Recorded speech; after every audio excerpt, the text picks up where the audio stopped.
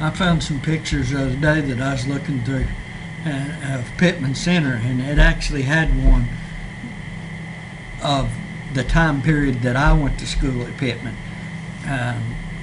It's changed many times over the years, and now they've moved up into a new school. But the schoolhouse I went to had 4 classrooms and an auditorium Wow. on it. And my first grade class, when I started school, first grade, the playground was just outside the windows of our classroom, but you had to go out the door and all the way around the building to get to the playground. And the older kids were always getting to the stuff before we could get to it. One day we opened up the windows right out onto the playground we got, so we were the first ones out there to play on. Bell rung to come back in and started around the building, and there stood my dad with a big leather strap. He said, "You boys didn't come out this way. You can go back in the way you came out." Well, I couldn't reach the window. Gary Schultz picked me up and threw me through the window.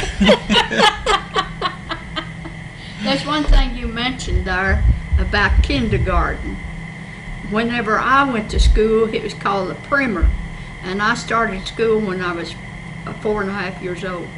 I don't remember going to school except for first grade. We I have kindergarten. We had primer. There was certain Primer in books first grade. when you read through these certain books, then you went into first grade. Right, yeah.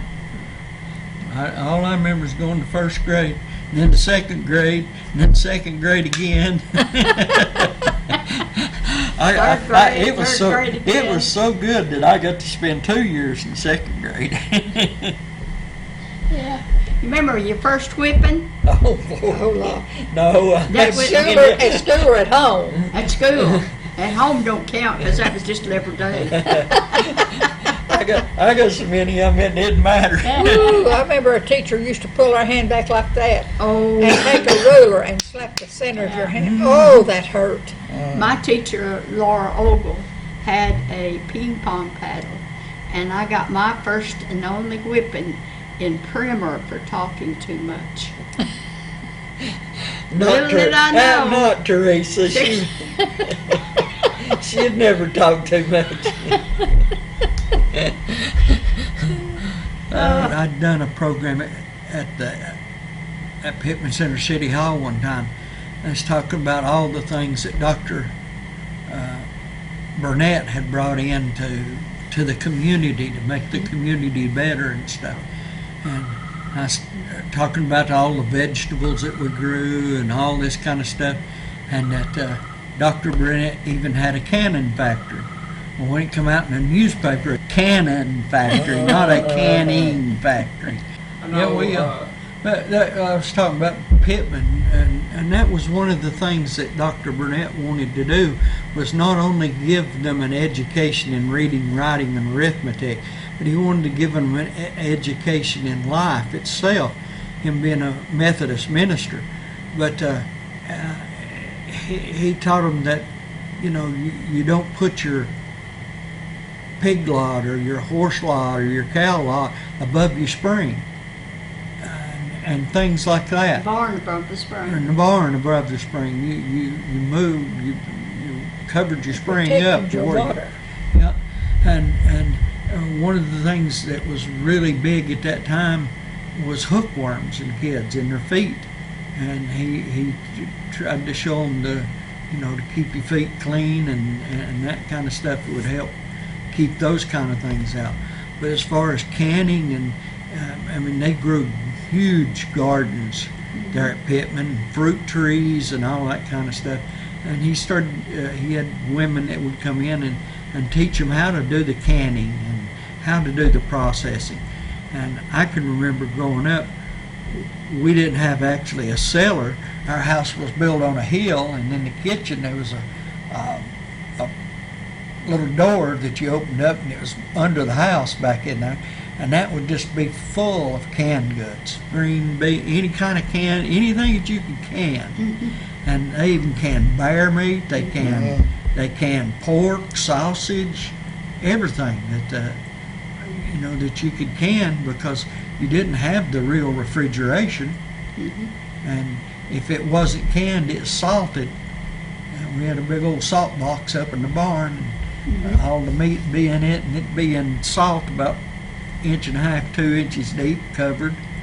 And go up and get ready for some bacon, go up and cut a chunk of it off and bring it and hang it on the back porch. And then whatever you need, you go out there and cut it off of that, fry it up, or whatever you're going to do with it. Well, when they run out of fruit jars, they dried it. Yeah. Right? Yep. Made leather breeches. I can remember stringing the beans. Yeah.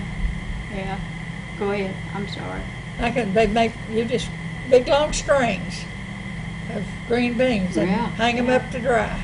I remember spreading the blanket out in the yard and drying it. Then I got smart. I spread a blanket in my car and take it over to the Gatlinburg Inn and park it on the parking lot. Beans dried in one day. You could dry apples that way too. Roll down the windows just a little for ventilation. Now, I'd never seen it before, but we just went to Rocky Mount Historical side up near Johnson City. And in one of their buildings there was the outdoor kitchen. And they had okra strung, they had peppers strung, and apples strung, green beans, about anything fixed like leather. I'd never seen that before.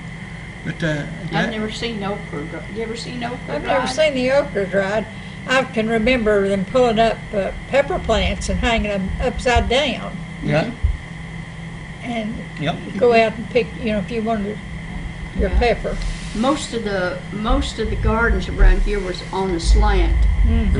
And I remember Dad and my grandfather digging a trench and putting hay or straw in it and taking cabbage heads and turning it upside down, more hay and then dirt on top, and if they had a tarp or anything, put it on top of that.